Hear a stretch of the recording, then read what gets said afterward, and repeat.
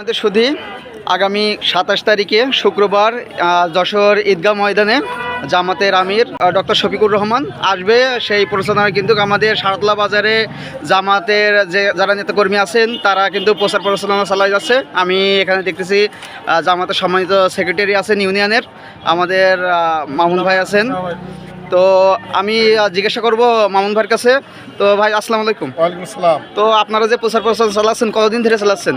এইটা গত দিন থেকে শুরু হয়েছে, গত 19 তারিখ থেকে আমরা বিভিন্ন বাজারে এবং মানুষকে দাওয়াত দিয়ে বেড়াচ্ছি। আচ্ছা স্যার, তো আপনাদের এই দাওয়াতে সাড়া কেমন পাচ্ছেন মনে হচ্ছে?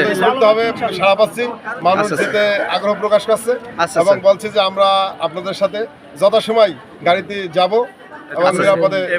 তো আপনারা ঈদগাহ ময়দানে যে সভাটা অনুষ্ঠিত হবে, তো আপনার এই যে কত লোকের আয়োজন বলে আপনাদের মনে হয়, যে কত লোক হবে বলে মনে হয় আপনাদের? আমরা ওখানে অলরেডি 3 লক্ষর আয়োজন করার চেষ্টা করছি। আচ্ছা, 3 লক্ষ? 3 লক্ষের অধিক। 3 লক্ষের অধিক। তো আপনারা শুনলেন যে এখানে কিন্তু 3 লক্ষর অধিক মানুষের সমাগম হবে ইনশাল্লাহ।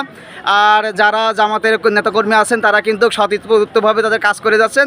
তো LT নিউজের পক্ষ থেকে তাদেরকে সাধুবাদ জানাই। ধন্যবাদ আপনাদেরকে। আসসালামু আলাইকুম।